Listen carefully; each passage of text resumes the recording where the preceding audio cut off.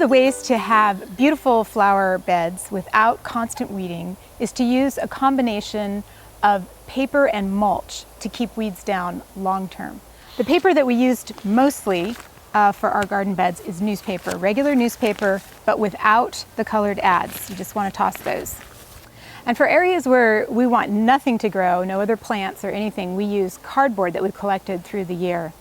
The thing I really like best about this is you can put mulch down and it will suppress some weeds, but if you use the paper first, you're not going to have hardly any weeds, and it builds up over time. The more that you do it, the less weeds you'll have. My favorite mulch to use is this garden compost, basic garden compost we get at our local landscape center. There's no guarantee that it's organic, so I just use it on our flower beds around our house, and I get a different one for our vegetable beds. But this works great.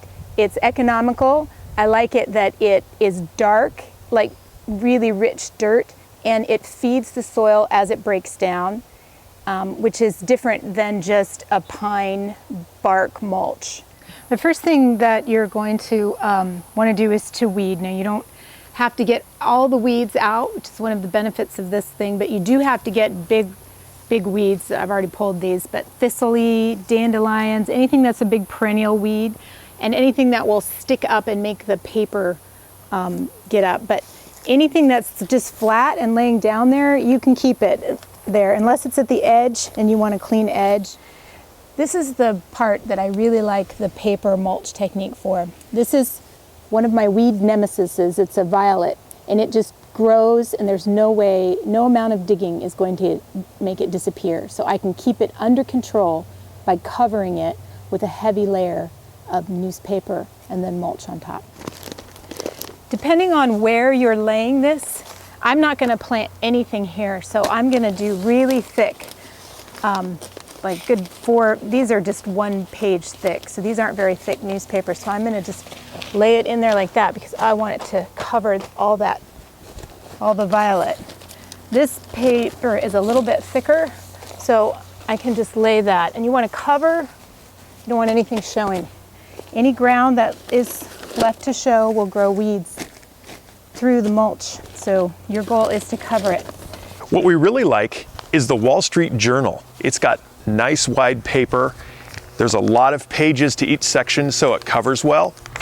But there's a problem with the journal, because while you're laying the papers out, you'll see some incredibly interesting article, and you'll have to either stop and read it, or you set it aside. You have a pile to set aside to read it later.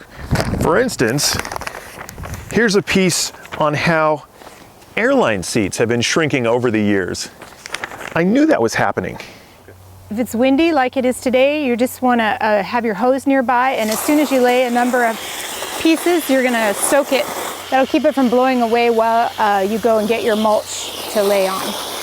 So when you're laying it on, you want to lay it as thick as you can. You don't want newspaper to start showing right away. So a good 2 to 3 inches thick is best. If you have more room, you can use a garden fork. Otherwise, I just use my gloved hand, spread it close to the base of the plants, but not up to, don't smother the base of the plants. You just want to make sure you cover all the newspaper showing right up to the edge. For areas that I want a lot of heavy weed suppression for even 2 years, if I can get it, I like to use cardboard. It's the same technique. You just lay it down, wet it, cover it with mulch.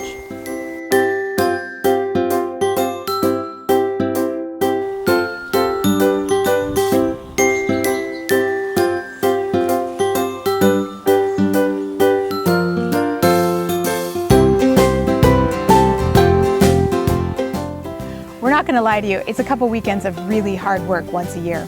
But when that's done, all that's left to do is sit back and enjoy.